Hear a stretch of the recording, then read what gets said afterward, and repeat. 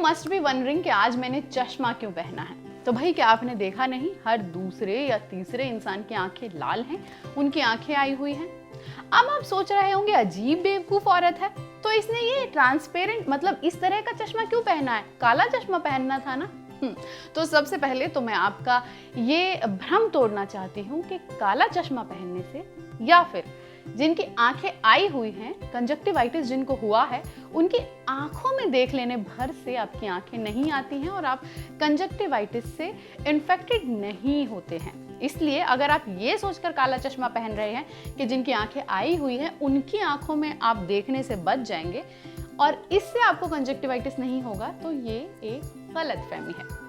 Conjunctivitis एक bacteria से फैलता है और ये आपको तभी संक्रमित कर सकता है जब वो बैक्टीरिया किसी भी तरह से आपके हाथों के जरिए, किसी कपड़े के जरिए, रुमाल के जरिए, पानी के जरिए या फिर छींक या खांसी या धूल में या छींक के कणों में जब वो ट्रैवल करके आपकी आंख तक पहुंच सके। बिना इसके अगर आप घंटों बैठकर उसी बैक्टीरिया को घूरते भी रहेंगे तो भी आपकी आंखें नहीं आएंगी। जी हाँ, तो काला चश्मा पहनने के पीछे अगर आपकी आंखें नहीं आती हैं काला चश्मा पहनकर, तो उसकी वजह ये हो सकती है कि जब आप चश्मा पहनकर रखते हैं तो बार बार आप अपनी आंखों को नहीं छूते हैं, जिससे कि वो बैक्टीरिया आपकी आंखों तक नहीं जा पाता है। चश्मा ठीक उसी तरह काम करता है जिस तरह की मास्क ने आपकी मदद की थी कोविड के दौरान।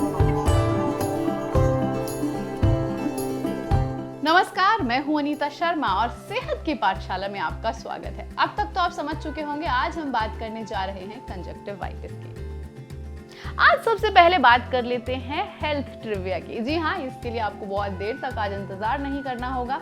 तो आज जानते हैं नीली आंखें आखिर नीली क्यों दिखती हैं।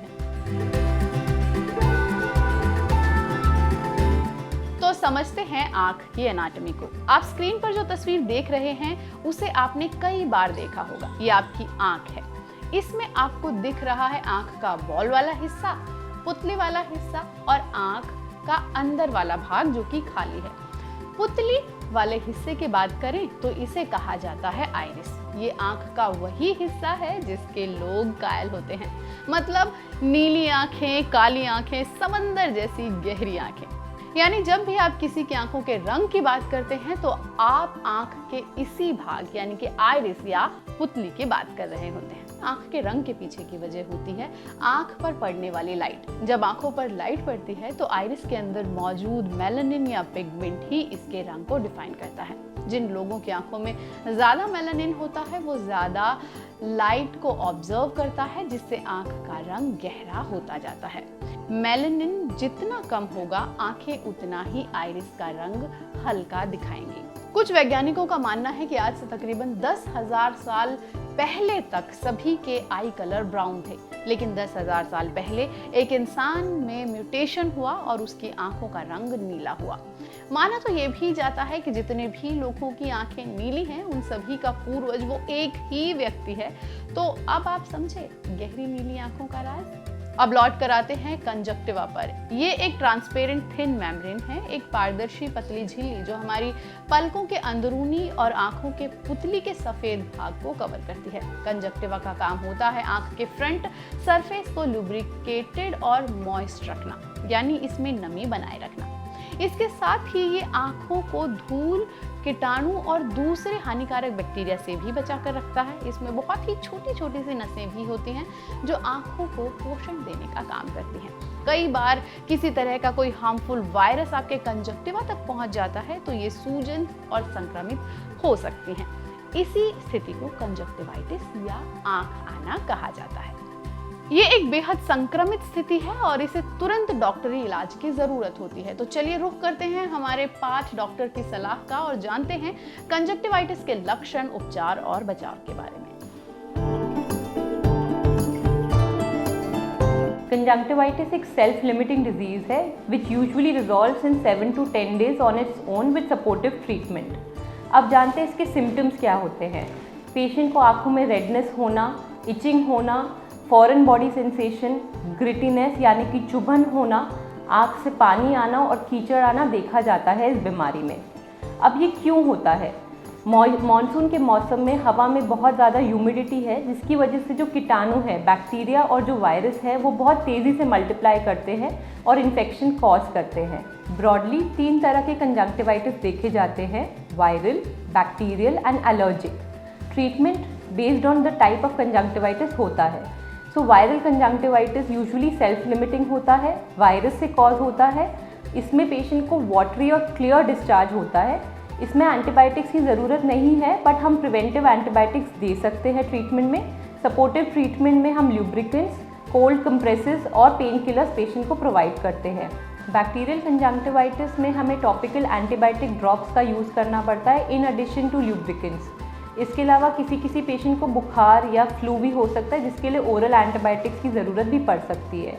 एंड लास्टली जो एलर्जिक कंजंक्टिवाइटिस है, जो हवा में एलर्जी की वजह से होता है, उसमें हम टॉपिकल या सिस्टमिक एंटी एलर्जिक और एंटी हिस्टामिनिक्स देते हैं, जिससे पेशेंट को आराम मिलता है। आप अपनी आंखों का ख्याल तो बहुत रखते हैं, लेकिन क्या आप जानते हैं कि अगर आप बेहतर आहार नहीं ले रहे हैं तो ये आपकी आंखों के लिए नुकसानदायक हो सकता है। तो चलिए जानते हैं कि आप किस तरह डाइट लेकर अपनी आंखों की रोशनी बढ़ा सकते हैं हमारे अगले पार्ट आज की डाइट टिप में।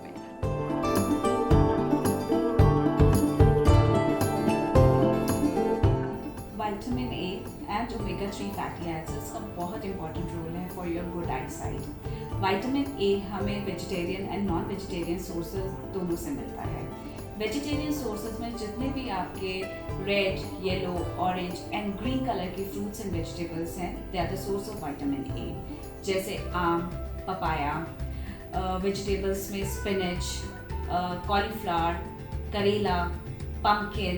These are the sources which are rich in vitamin A.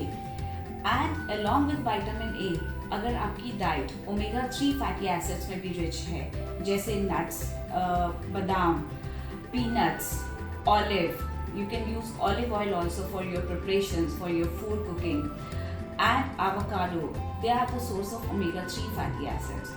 So basically अगर आपका डाइट एक बैलेंस डाइट है, हेल्दी डाइट है, जिसमें आप खूब सारा fruits and vegetables and nuts का यूज़ कर रहे हैं, तो ऑलमोस्ट आप vitamin A and omega 3 fatty acids की पूर्ति कर रहे हैं, जो आपकी आई साइट्स के लिए बहुत इम्पोर्टेंट है। अब रुख करते हैं हमारे अगले पाठ योग से निरोग का और जानते हैं कि आंखों की सेहत के लिए योग के पिटारे में क्या है।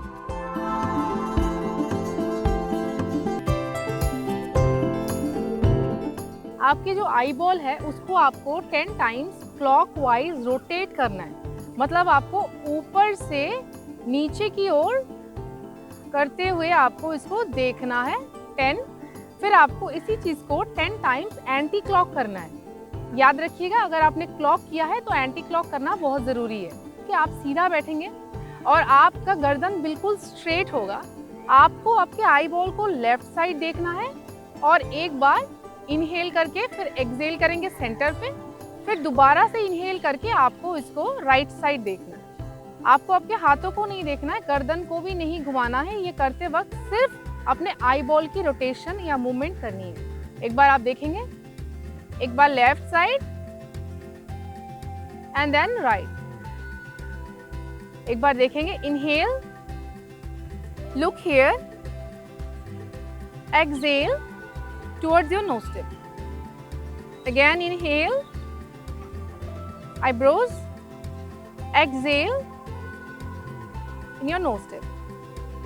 Close eyes and relax. Just blink your eyes continuously. Blink. जितना fast आप इसको blink कर सकते हैं, उतना fast इसको blink करेंगे. For few seconds, 10 seconds, 20 seconds आप count करिए।